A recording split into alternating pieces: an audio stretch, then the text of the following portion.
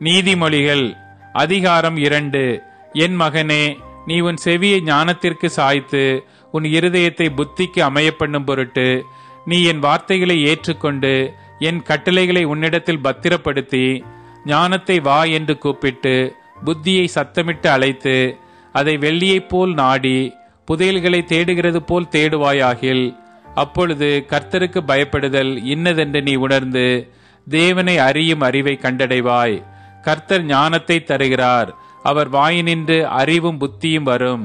அவர் நீதிமான்களுக்கென்று மெய் ஞானத்தை வைத்திருக்கிறார். உத்தமமாய் நடக்கிறவர்களுக்கு அவர் கேடகமாயிருக்கிறார். அவர் நியாயத்தின் நெறிகளை தற்காத்து தம்முடைய பரிசுத்தவான்களின் பாதையை காப்பாற்றுகிறார். அப்பொழுது நீதியையும் நியாயத்தையும் நிதானத்தையும் சகல நல் வழிகளையும் அறிந்து கொள்ளுவாய். ஞானம் உன் இருதயத்தில் பிரவேசித்து அறிவு உன் ஆத்துமாவுக்கு இன்பமாயிருக்கும் போது நல் யோசனை உன்னை காப்பாற்றும், புத்தி உன்னை பாதுகாக்கும். அதனால் நீ துன்மார்க்கனுடைய வழிக்கும் மாறுபாடு பேசுகிற மனுஷனுக்கும் அந்தகார வழிகளில் நடக்க நீதி நெறிகளை விட்டு தீமை செய்ய மகிழ்ந்து துன்மார்க்கருடைய மாறுபாடுகளில் களி கூறுகிறவர்களுக்கும் மாறுபாடான பாதைகளிலும் கோணலான வழிகளிலும் நடக்கிறவர்களுக்கும் நீ தப்புவிக்கப்படுவாய்.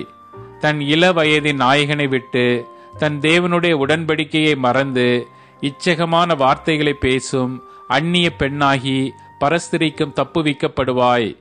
அவளுடைய வீடு மரணத்துக்கும் அவளுடைய பாதைகள் மரித்தோரிடத்திற்கும் சாய்கிறது. அவளிடத்தில் போகிறவர்களில் ஒருவரும் திரும்புகிறதில்லை, ஜீவ பாதைகளில் வந்து சேர்கிறதும் இல்லை.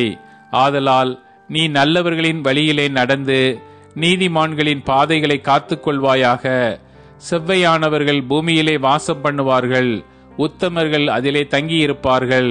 துன்மார்க்கரோ பூமியிலிருந்து அறுப்புண்டு போவார்கள், துரோகிகள் அதில் இராதபடிக்கு நிர்மூலமாவார்கள்.